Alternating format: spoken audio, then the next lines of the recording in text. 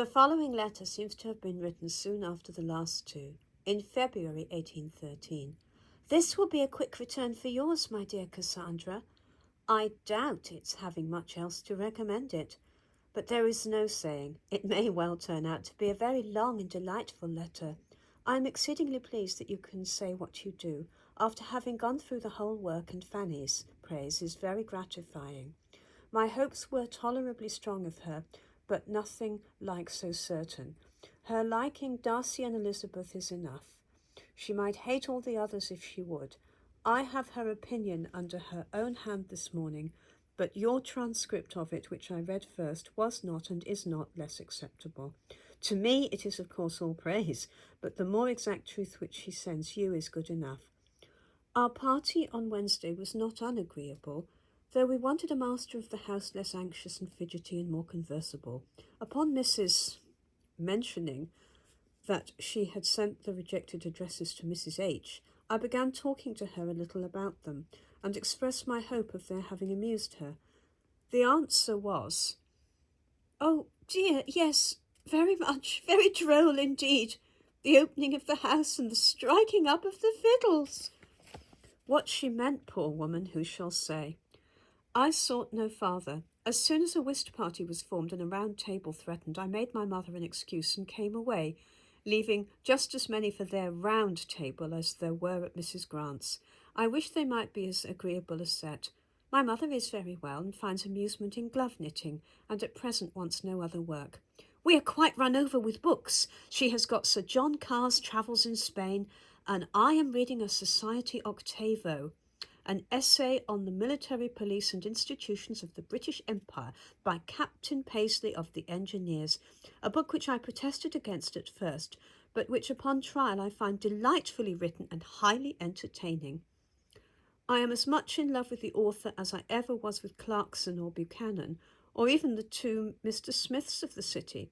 The first soldier I ever sighed for, but he does write with extraordinary force and spirit. Yesterday, moreover, brought us Mrs. Grant's letters, with Mr. White's compliments, but I have disposed of them, compliments and all, to Miss P., and amongst so many readers or retainers of books as we have in Chawton, I dare say there will be no difficulty in getting rid of them for another fortnight, if necessary. I have disposed of Mrs. Grant for the second fortnight to Mrs. It can make no difference to her which of the 26 fortnights in the year the 3 volumes lie on her table. I have been applied to for information as to the oath taken in the former times of bell, book, and candle, but have none to give. Perhaps you may be able to learn something of its origin where you are. Ladies who read these enormous, great, stupid, thick quarto volumes, which one always sees in the breakfast parlours there, must be acquainted with everything in the world. I detest a quarto. Captain Paisley's book is too good for their society. They will not understand a man who condenses his thoughts into an octavo. I have learned from Sir J. Carr that there is no government house at Gibraltar. I must alter it to the Commissioners. The following letter belongs to the same year, but treats of it a different subject. It describes a journey from Chawton to London in her brother's curricle, and shows how much could be seen and enjoyed in the course of a long summer's day by leisurely travelling amongst scenery which the traveller in an express train now rushes through in little more than an hour, but scarcely sees at all. Sloane Street, Thursday, May the 20th, 1813. My dear Cassandra, before I say anything else, I claim a paper full of halfpence on the drawing-room mantelpiece. I put them there myself, and forgot to bring them with me. I cannot say that I have yet been in any distress for money, but I choose to have my due as well as the devil. How lucky we were in our weather yesterday. This wet morning makes one more sensible of it.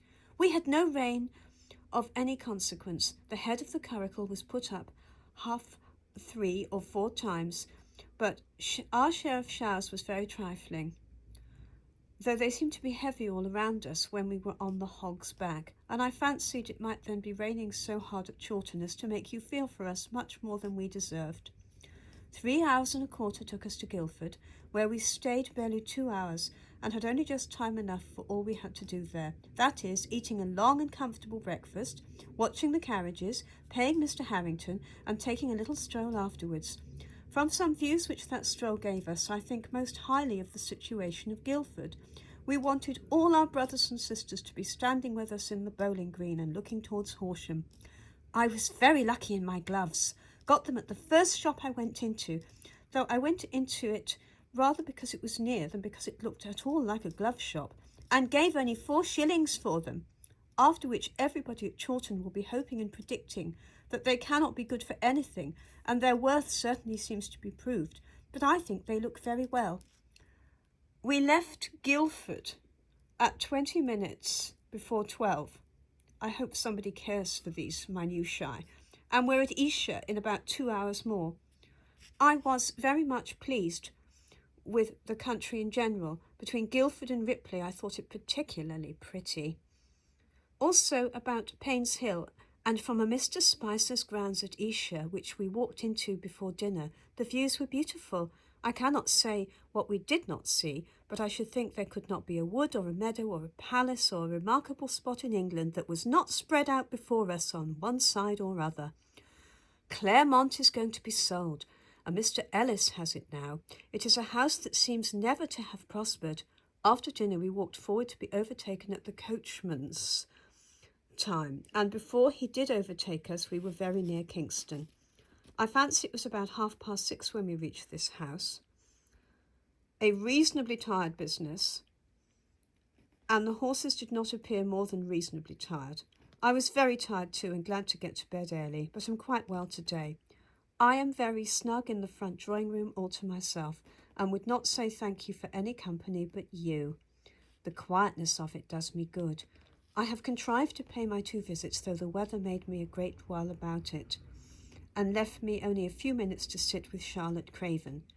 She looks very well, and her hair is done up with an elegance to do credit to any education. Her manners are as unaffected and pleasing as ever. She had heard from her mother today. Mrs. Craven spends another fortnight at Chiltern. I saw nobody but Charlotte, which pleased me best. I was shown upstairs into a drawing-room, where she came to me, and the appearance of the room